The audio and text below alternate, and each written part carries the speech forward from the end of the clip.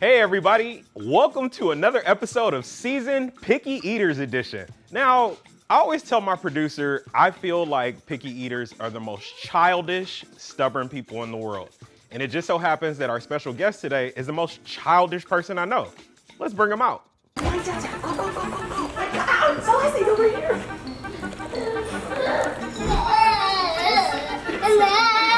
Walk, walk, walk. Hey. Hey. Oh, it's my son. Hello, you. Today's picky eater is my son, Selassie. You want to say hi? No, you don't want to say hi? Selassie used to be an omnivore. He used to eat anything that we would give him, including plain lettuce. But nowadays, now that he's a toddler, we can barely get him to eat any vegetables at all. But there's one exception, one of his favorites that he might not like. You want broccoli? You want to eat it? No? You don't like it? Yeah. Yep. You don't want to eat broccoli? What about if we roast it? Yes, roasted.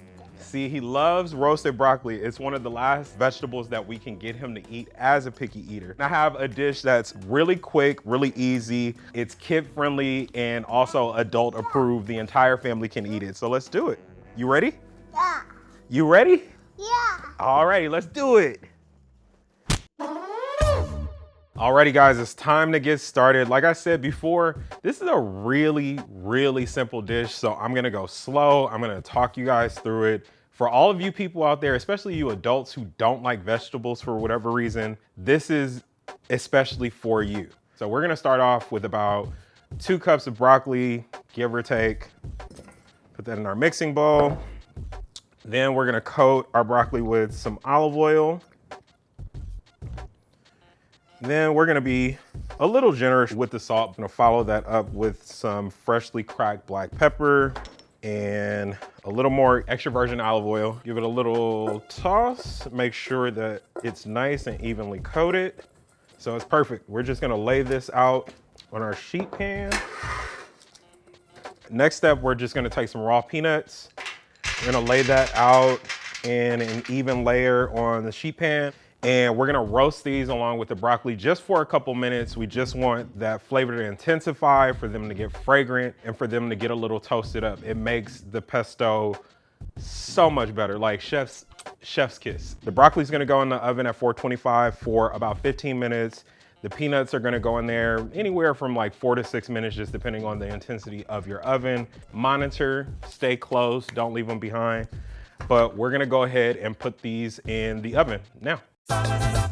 We've got some roasted broccoli. The florets are nice and crispy and brown, and we've got some toasted peanuts. They're really fragrant. It almost smells like the inside of a peanut butter cup or something like that. So these are the first 2 components of our pesto. We're gonna get started on our next step, which is the actual pesto itself. Alrighty, so we're gonna get started with our viscosity. We're gonna have our olive oil at the bottom. That way, when everything starts blending, it just keeps chopping and going down. So this is our olive oil. It's about 1.25 cups in there. I'm gonna save some on the side just in case we need a little more. And then we're gonna go and move over to our grated Parmesan. See how that's floating right on top? And then our roasted peanuts.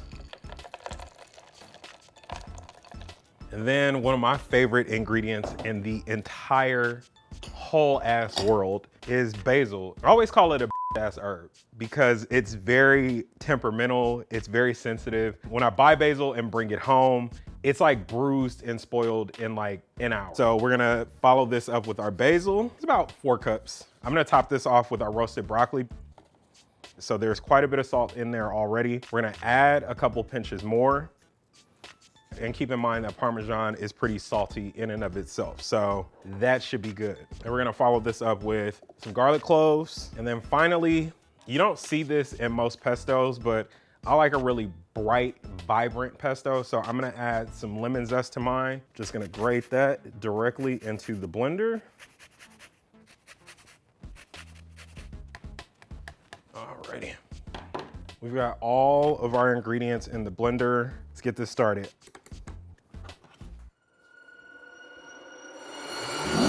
Oh! I love the collective panic. Everyone's like, no! So let's blend this thing up.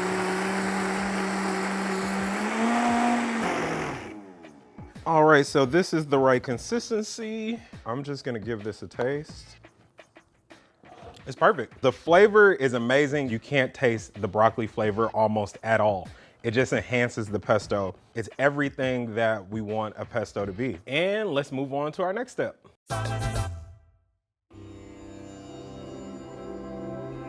No, this is not my skincare routine, although it is good for the face.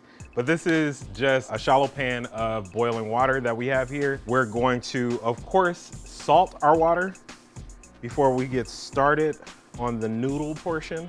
Make it nice and salty. That way we flavor our noodles. So in terms of noodles, we have one of my son's favorite. It's his favorite to eat, and it's one of his favorite to say. It's bucatini.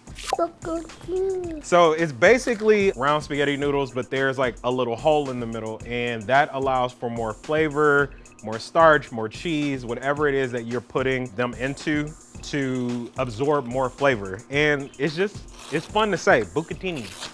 Bucatini. So I know you guys are looking at this shallow pan of water and wondering why this guy doesn't have a big cauldron of 3 gallons of boiling water in front of me.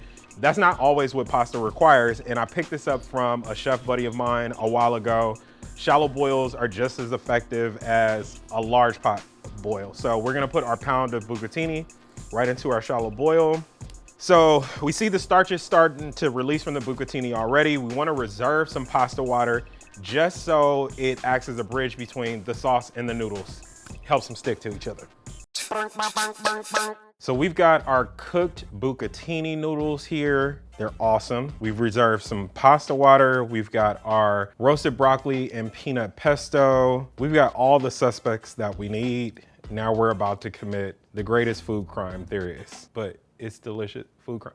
I'll figure it out later. It's fine. I'm just gonna start by spooning in some of our delicious pesto. I'm gonna add a wee bit of pasta water, and I'm just gonna toss this right in the pan.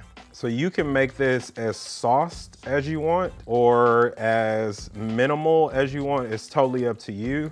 I like a sauce noodle, so this is about my speed. I might put a little more because we're dealing with my son who loves cheese and all things crispy and savory. So we're just gonna make sure these are nice and coated. And again, a little pasta water. So I think everything is mixed and evenly incorporated. I'm gonna get a nice little spiral for my main man. There we go.